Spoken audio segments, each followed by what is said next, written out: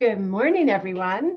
I am Reverend Wendy Silvers, and you have arrived at the Awakened Mother podcast, which is a weekly dialogues with leaders, visionaries, spiritual teachers, mamas, papas that support the mamas, uncensored, by the way. The really important piece to know that this is all uncensored dialogue. So we have grit, we have grace, we have granular, like this is for moms changing the world. These are for moms, and that can be just in your parenting, in your partnering, and literally boots on the ground and in the boardroom, just here to really make a difference in this world. And I'm just so thrilled and excited to share with you my guest this morning, McLean McGown. So we met literally 2 years ago through mutual friends, and we met, and it was this moment of kindred soul, and at that time, if I remember correctly, and McLean will let me know, she said, I'm starting this podcast called Mother the Mother. And I'm like, oh my gosh, that's the work. I mean, I work with moms and you work with moms, and we're both Scorpios. And it was just like this moment. Yeah. And then we had this thing that happened. Mm-hmm. And so we've been in dialogue. We have mutual friends, lots of them. And so when I launched the Awakened Mother podcast, I thought, like, at the top of my list was McLean, and we've been in dialogue about what dates work. And so this date today, we're here together. We are here. This worked. It was a constellation of lineups. So you are in for such a treat. Thank you so much. It's such an honor to be here. And I love hearing that too, because, time, what is it? It's, the past 2 years feels like a lifetime and a flash. So it's like you could have said we met 10 years ago or a month ago, it's all the same. But we had that instant connection. I love that. Yeah. I'm so happy to be here. I'm so happy you're here. I'm so happy. And I love the work you do. And I want to share with everyone the work that you do. So McLean is a motherhood coach. She's host of Mother the Mother podcast, prenatal and postnatal healing expert, postpartum doula. So important. Nutritionist, hypnotherapist. She teaches Pilates, yoga, and is a meditation teacher, lactation educator, counselor, death doula, Reiki practitioner, wife, and just a little thing, mother of 2 girls. And she lives in Los Angeles. And after the birth of her first daughter, McLean realized that there was a great need for women to be supported on a deeper level. Amen to that. Not only through pregnancy and birth, but especially during the postpartum shift. Through her own postpartum journey with little support, she made it her mission to show up for other women as the kind of loving support that she wished she'd had. Absolutely. Becoming a postpartum doula has led her to her truest passion, coaching and educating women as they transition from maiden to mother and beyond. She loves supporting the mother, of course, but also the father or other parent as well, which is part of the work as a doula and a motherhood coach, is we get to support, the whole family, whatever the configuration is. And she holds the entire family. And you can work with McLean one-on-one, group coaching. I'll make sure you have her contact info. One of the things that I love that McLean talks about is something I'm so in alignment with, that old African proverb of it takes a village to raise a child and a child to raise a village, but it takes a village to raise a mother. Like where is the village for the mamas today, especially these past 2 years where moms have just been so on edge and so filled with such fear and uncertainty. So today we are going to dive deep into all things mother, community, and village, and also the role of being a postpartum doula and all that McLean offers. So welcome. Thank you. Thank you. Yeah. So where do you want to start? There's so much to dive into. I know. So I know for me, I became a mom later in life, and that postpartum experience was, I know we call it the fourth trimester, but that was just like, oh my God, I was not prepared for that. I'd love to hear you talk about your journey with that. What compelled you to step into this work? Yeah. So my daughter, my eldest, is a little over 10 now.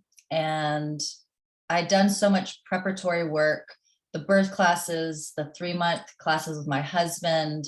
We were with midwifery care, planning to birth at a birth center. We did end up transferring to the hospital, but I was so really attached and really wanting and committed to a natural birth and empowering myself and educating us. And my husband took that on to educating himself. And there was so much birth prep, which is a huge part of the journey. I always say pregnancy is kind of the fastest portal of spiritual work you can do if you're really willing to show up and do it and, change the family lineage, habits, patterns that you want to break. And also, it's almost, for a lot of us at least, it's kind of scratching the surface. It's like, okay, these are the things that I've never really stopped, took the time to heal or really look at, or maybe now is the time for me to go into therapy, or we go into couples therapy, because you have a reason, right? You have like skin in the game. You're bringing this baby, this soul into the world, and you want to start it off as best as possible. But that's kind of the starting point. The postpartum is where it gets real fast. And when I had my first, I'd done all this prep work, and then it was like crickets on the other side. And I was just like, wow, this is really weird. And this doesn't make any sense, that this is how we're all bringing souls into the world. And me in LA that have done all this healing work, I started yoga when I was 15 years old. I even in college studied the spiritual midwifery, Ida Mae Gaskin. Like, I had been on this path for a long time. And even I was like, what during postpartum. And I'd done a lot of prep work. So imagine people that had never done any prep work. And so it wasn't even a decision. It was just like, okay, this is my calling. When my daughter was about 1.5, I did the Khalsa prenatal teacher training with Gurmukh at Golden Bridge. And I'd done a lot of prenatal, Kundalini prenatal and prenatal yoga myself during my pregnancy. And so that was kind of the first step. And then I realized, okay, now I really want to, yes, work with pregnant mamas, but my soul is calling me to the postpartum. So I did both for a little bit. And then when I even understood what a postpartum doula was, I was like, oh, that's a thing. Okay, well, I'm going to do that. And it was beautiful because I did the Ayurvedic food and the body work and the yoga and the meditation. And I've been doing it almost a decade now. So it's evolved, obviously, as everything does. And now I'm doing coaching. I'm doing group coaching. I'm doing one-on-one coaching, which is my total love, because I get to work with couples through preconception, all the way through their pregnancy, through their postpartum. And then a lot of my clients are moms, moms of 5-year-olds, 7-year-olds, even teenagers, because some of them were my clients, but some are like reaching out because they need support, they need help, and they don't even know what they need, right? Like that's the case with so many of us on our life journey as women, as mothers. It's like, we know we need something, we don't know what it is we need. And the postpartum for me, I love that time. But for me, if I like boil it down and all the things that I do and why I do them, it really is to help the woman transition through this massive rite of passage. And whether it's your first kid, I mean, that's obviously a big one, but even a second, third, fourth kid, you're a new person each time. You're a new mother each time. And we need to really honor that and respect it, so the mom can land in her body. She can heal quickly. When you have loving care, you can heal so much faster, and like real deep cellular healing. It's not just putting a Band-Aid on it. And it takes, time, education, money, resources, and intention. But at the end of the day, what is more important, And sometimes, like when I go and I talk to clients, and sometimes, okay, I mean, this is this is a generalization, but let's just go with it. So a lot of times the women are the ones that are doing a lot of the pregnancy work, right? We're the ones reading the books. A lot of us are going to the classes. We're kind of figuring out our mom friends, our pregnant friends. stereotypically, let's say, our husbands, if we have husbands, aren't necessarily doing all of that, right? They're working, they have their career, like they're not changing physically as we are, right? They're definitely going through their changes, they're going through their thing, but it can feel very imbalanced. And it's really important to talk through that through pregnancy and then definitely postpartum. And a lot of times, I think in our society, we don't give the men in our lives enough support and enough grace, and to really say, I know that you're going through this. You may not even know what you're feeling, but they're going through their own thing. All their father stuff's coming up. All their own birth stuff is coming up. And we don't really hold that container for them. So I love working with couples in that capacity as well, because it's all great if I'm there doing the work, but I don't live there. I'm leaving. And so I really want to set the family up to thrive themselves. Beautiful. It's so wonderful to hear you speak about that. It is really essential because it is a family experience. Yeah. And yes, it's something I noticed too when I became a mom, as wonderful and as engaged and as involved as my husband is and was. I was having this experience, and then he was stepping into this kind of DNA role of the father. And so we had to reconfigure our relating from that, just complete focus on each other into this complete focus on all of us. And so I love, it's so essential. I actually started with Gurmukh at Golden Bridge on 3rd Street. Oh, wow. In 2000. And then I did the Prenatal and Davy Khalsa, our childbirth educator. She was my midwife. I adore her. She wasn't a midwife then. Oh, wow. Yeah, she's an educator. And it's so interesting because I had a home birth too. I attempted to do a water birth with our daughter. And I remember after the labor, Davy was like, call me, let me know. And I called her and we were having a conversation. And she said to me, Wendy, you have to tell the truth. You have to talk about your birth experience because no one is talking about it. And I remember going to mommy circles, and we did the family, and everything that I did was just intuitive and organic. I didn't even know I was doing attachment parenting. I just was, the baby, we didn't name the baby for 7 days and let her choose her name.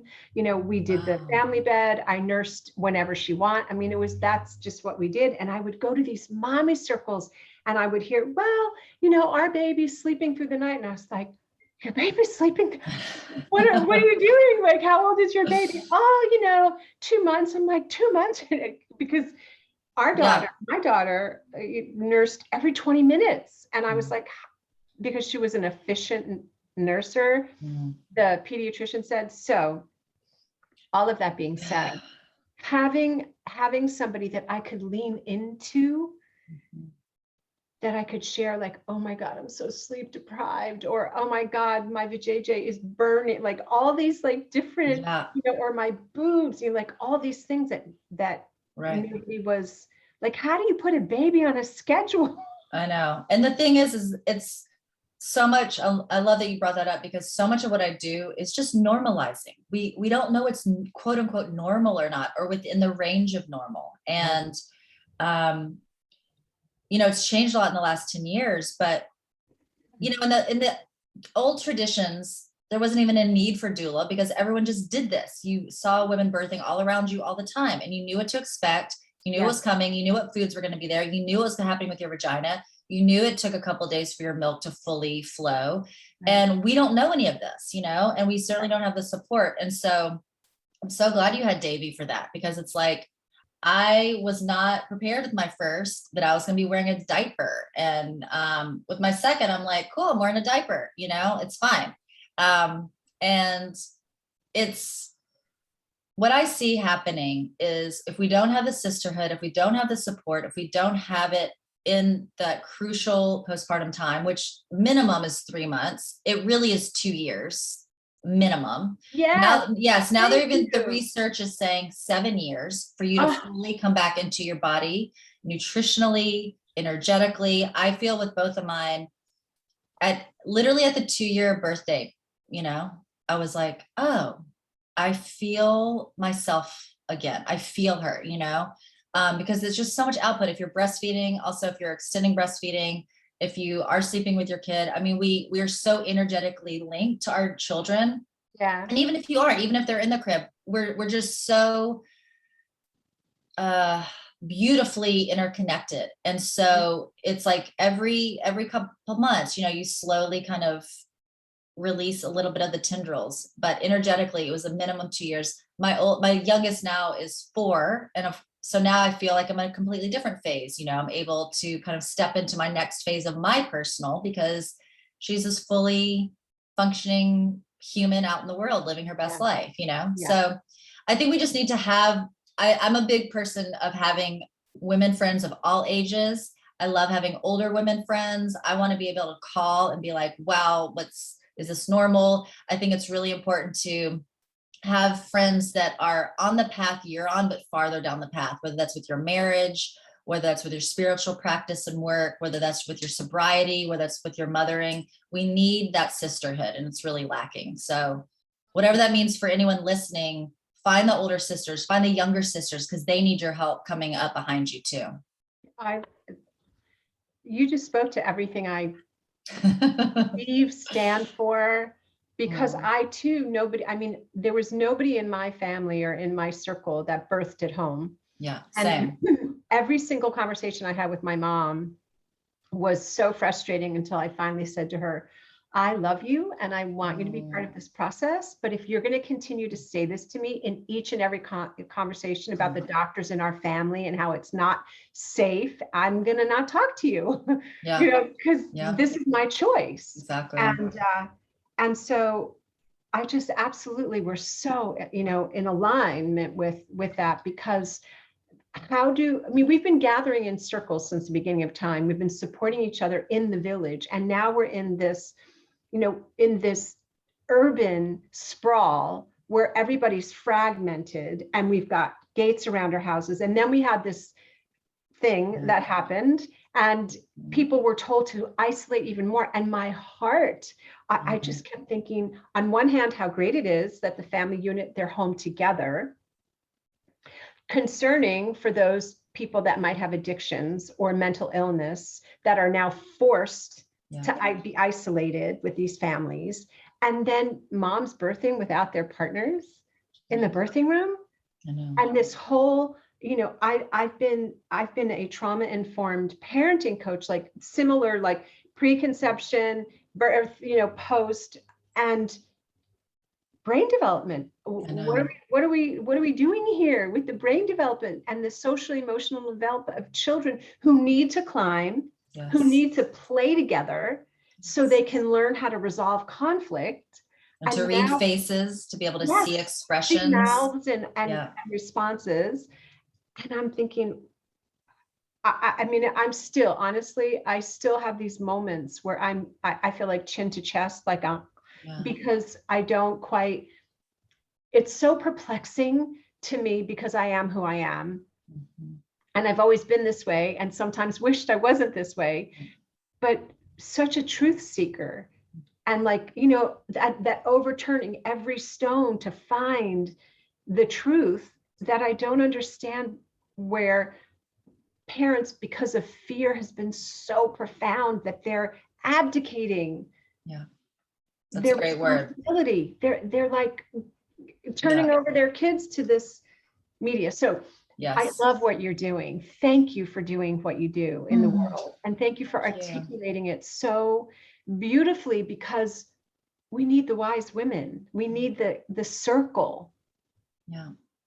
And it's a journey, we're all, I think that's something also that we weren't raised to think about, is that life is a continuum and you continue to evolve and change and grow. And, there are so many blessings that have come over this past 2 years. I definitely have stepped into my power and my strength. And I think a lot of times when push comes to shove it anyways in our life, right? It's like you can kind of fold and release your power, or you are forced, quote unquote, forced to really step into your power. And we see a lot of that. So there is a lot of awakening right now. There's a lot of people doing things they never thought. I mean, we're homeschooling now. I never thought I'd be a homeschool parent, you know?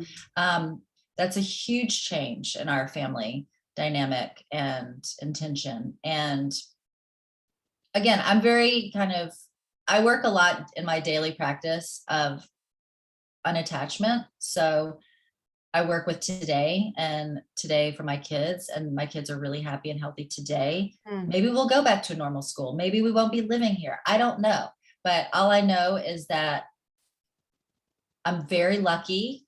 I'm very privileged. And I also do a lot of work to make the informed choices, because like you, I'm a researcher and I stay up late at night figuring my things out. Right. And so my kids have never been happier, healthier than they have over the past 2 years, you know? And so I wish that for every child. And I think part of becoming a parent is stepping into that. And not everyone's going to, and not everyone, mothers the same way, obviously, and parents the same way, and all are welcome at the table. But I feel a lot of feelings for the children of these past couple of years. And I do think we're going to see that play out in development and anger and anxiety and fear. I think we're going to see a lot of that. And I also always hold the vision that things can always be corrected and changed. And maybe for whatever karmic reason, certain people have to go through certain things, you know? So I don't know. All I'm doing through this time, I would say I'm now personally in a good flow. I definitely had dark days, but I think my children have kept me really high vibing and happy because they're young children and I have to be. So I've just had to find that within myself. Well, you're one of the moms that are changing the world. And the greatest contribution that we make to the world are our children. Yeah. And as you said so perfectly, that mothering is a spiritual practice. It's one of the highest mothering, parenting, when you surrender to the path that is before you. That does involve, as you know, you mentioned, inner growth. It's almost like Mission Impossible. It's like, should you accept this mission? Exactly. You're like, oh, I don't want to. I just want to nap, but yeah, I guess I'm doing it. Here we go. Yeah, here we go. So death doula. So it's really fascinating, because when we talk about supporting mothers through this cycle of motherhood, and we're talking about life, you never stop. My daughter's going to be 21 in 3 weeks. Oh, wow. And we have a very close and connected relationship. And she's a very independent, creative, amazing being. And I'm still a mom. I remember years ago, one of my spiritual teachers, said to me, when your children are young, they're on your hands. And when they're older, they're on your heart.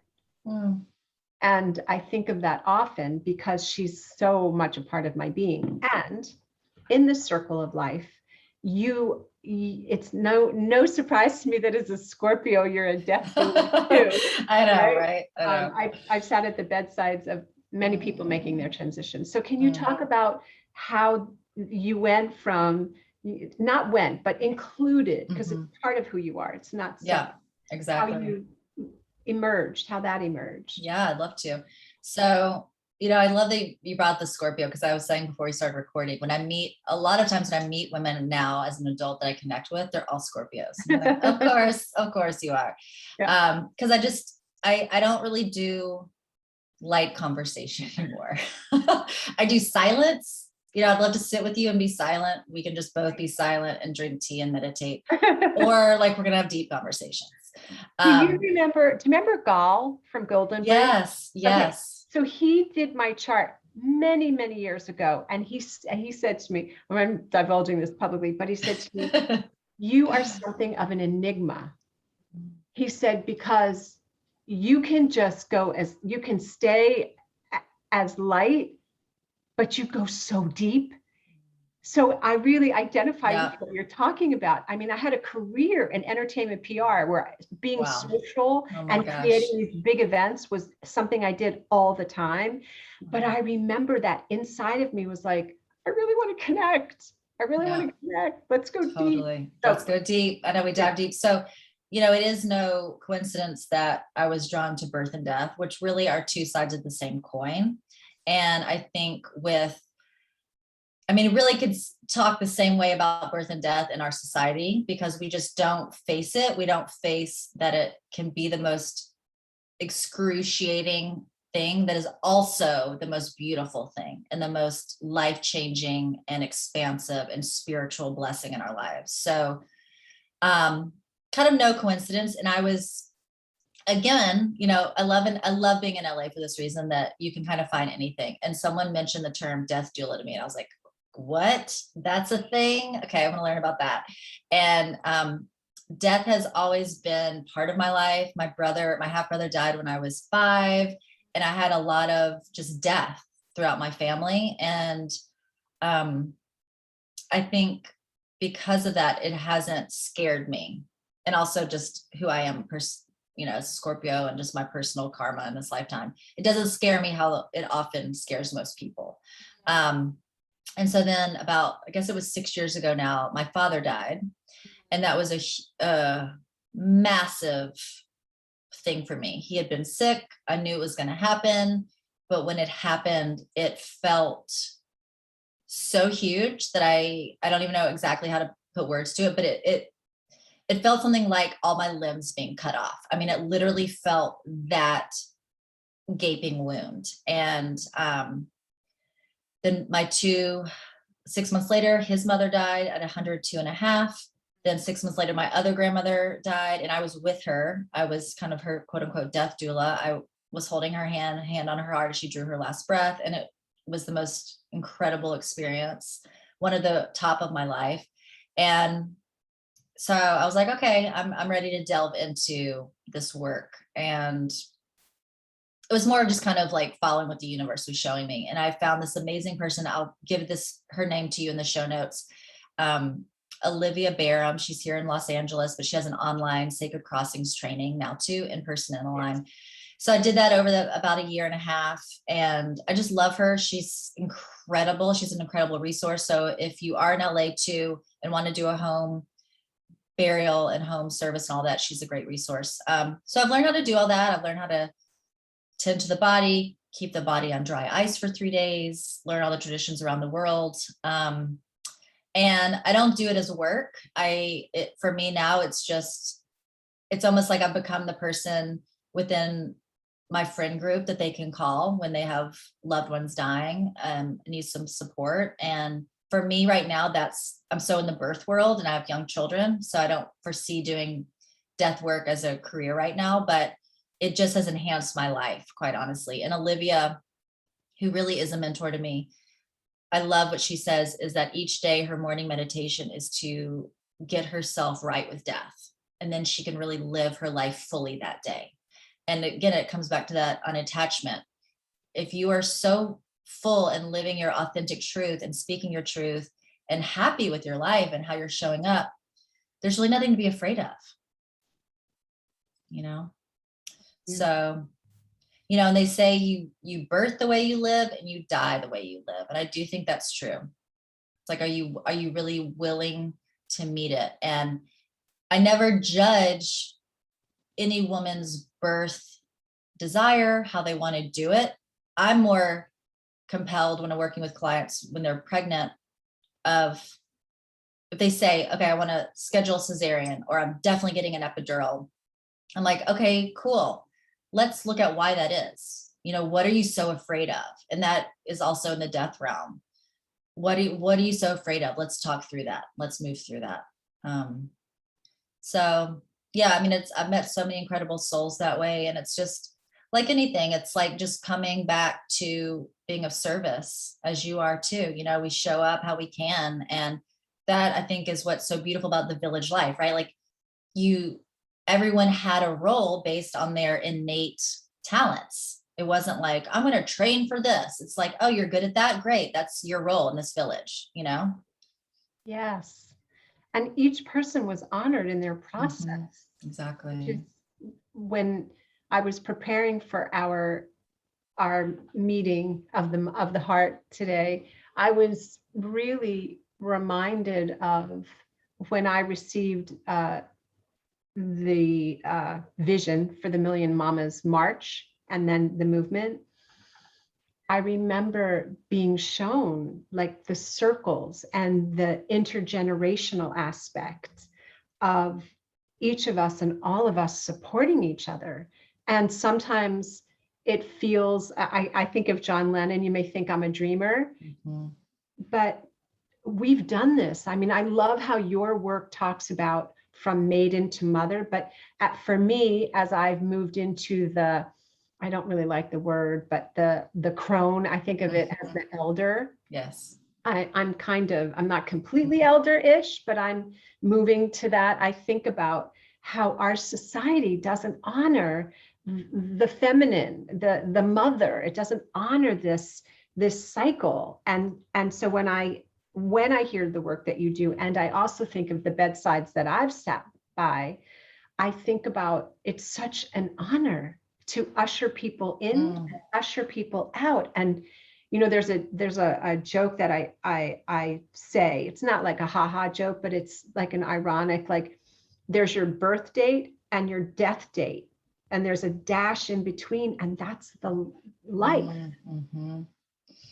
And as a doula, I mean, you get to hold that space of both that emergence of life and then the release of the physical into life after life.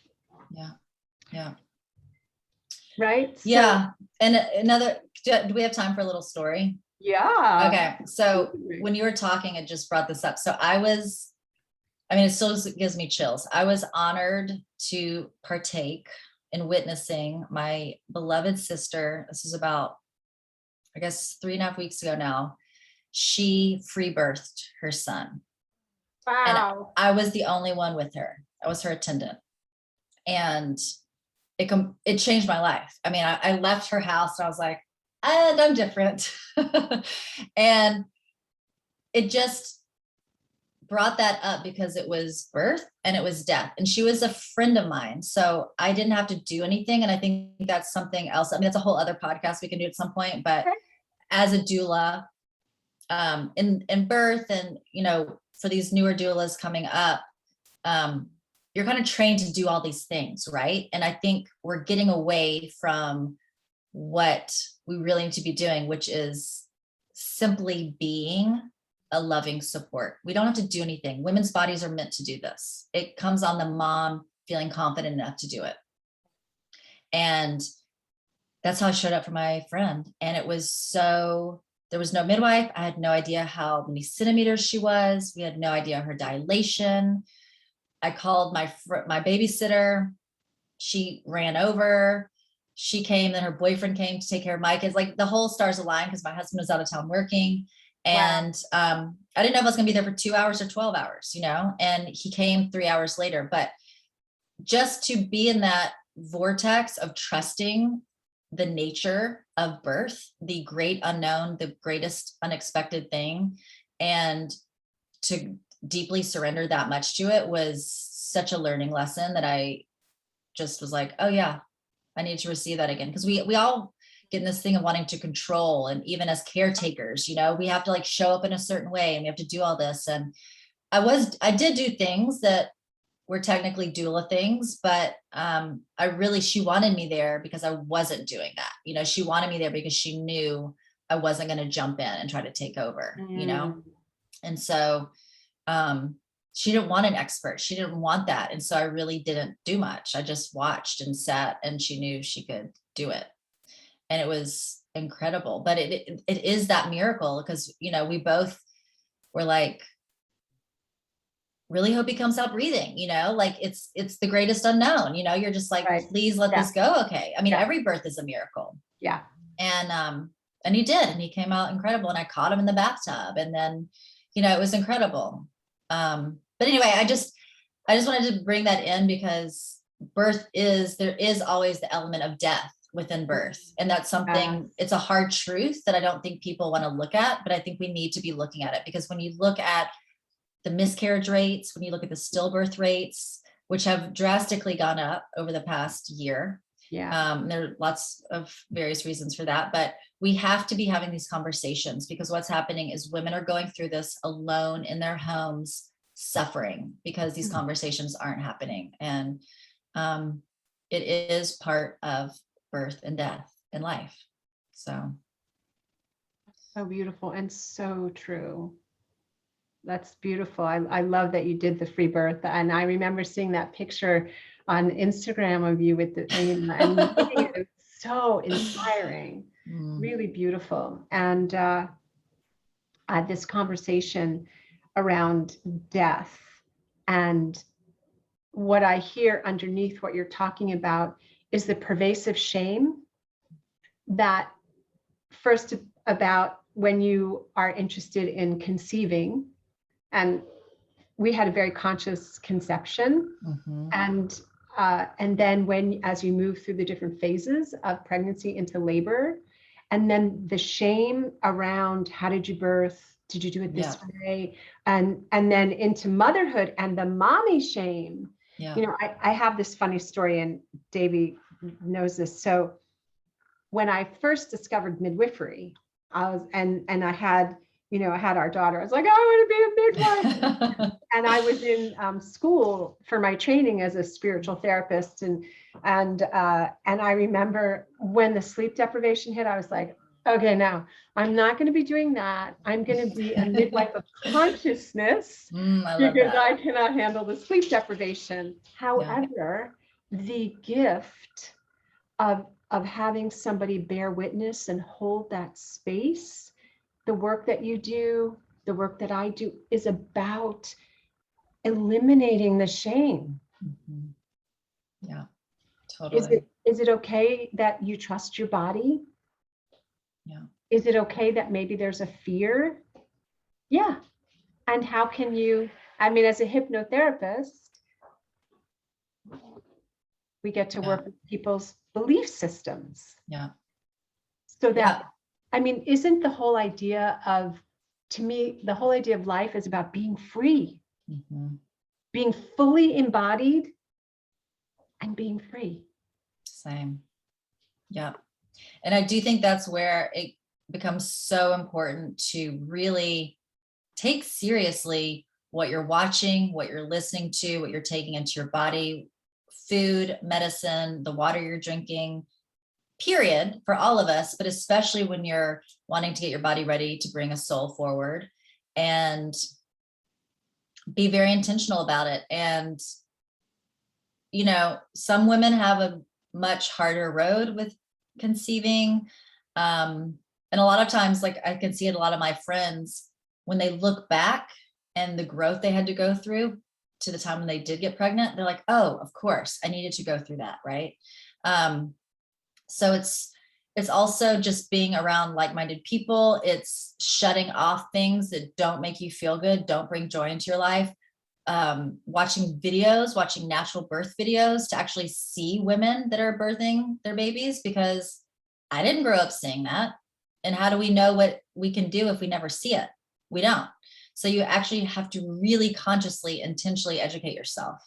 And I see a lot of disempowerment and that shame. I certainly had it with my first daughter. It took me a couple of years to get over it because I was so sad that I didn't get the birth center birth that I wanted.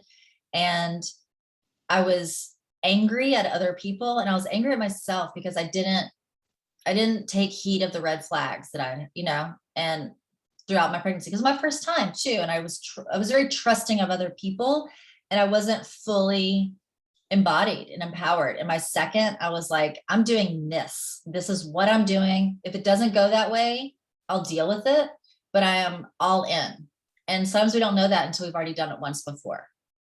And so we have to give ourselves that grace. Give ourselves that grace. And isn't that what you do?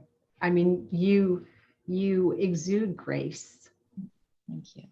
and your work is so beautiful. Thank you.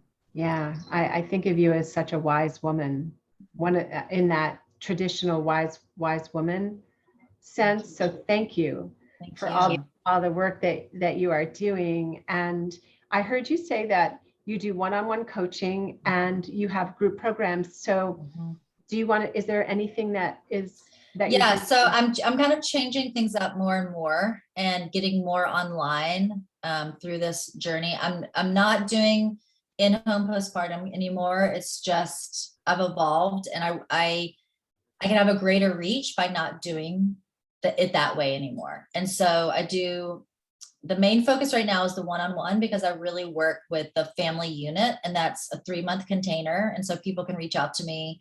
The best way is to follow me on Instagram at Mother the Mother. And then you can go to the link tree in my bio and it'll tell you all the links to find me. So we just set up a free chat and see if this is the right container for you. And again, it's women any point on their journey.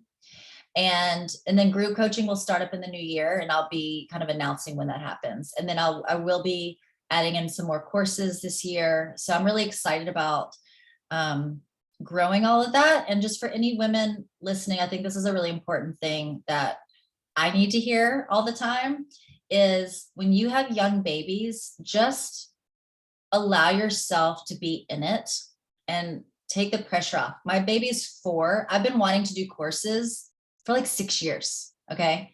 And I was so busy working with my postpartum clients. I wasn't planning on having another baby, had another baby. So now I'm 4 years, past that with a 4-year-old now. And now I'm doing my courses. So just trusting the divine timing of all of it too. Beautiful. Yeah. Yes, I so relate. I mean, when I was in school, matriculating through the courses to achieve my spiritual therapy licensing, my daughter was an infant and my husband would walk the halls so I could breastfeed her. So, and I had this vision. I had this vision. I was going to, birth her, and then I was going to work from home, and I'd have all these, and it was such a different experience. And I had so much self-judgment on myself. Yeah. Exactly. Oh my gosh, it was so thank you for saying that. And it sounds like there's great things, and I'll make sure that everybody has a way to connect with you. Awesome. And yeah, thank you. And I know we'll be talking more. Yes, it's so good to be with you. And thank you for asking me. And I'll see you soon, hopefully in real life. Yes, absolutely. Sat Nam. Sat Nam. And so everyone, thank you for being with us today. Again, you will have all of the contact information to connect with McLean. And I am on Instagram at Wendy Silvers. And we have some great events coming up. Friday night, there's an actual old school in-person event. And then in February is the Awakened Mother Academy. So you are in such a great place to receive such an important practice for moms to receive. And you can receive McLean and all of her magnificent work. So thank you for being here with us. Stay tuned for the next episode of the Awakened Mother podcast. And remember that you are loved beyond description, powerful beyond measure, and a force for good in the world. So go forth and spread your magic. Peace and blessings.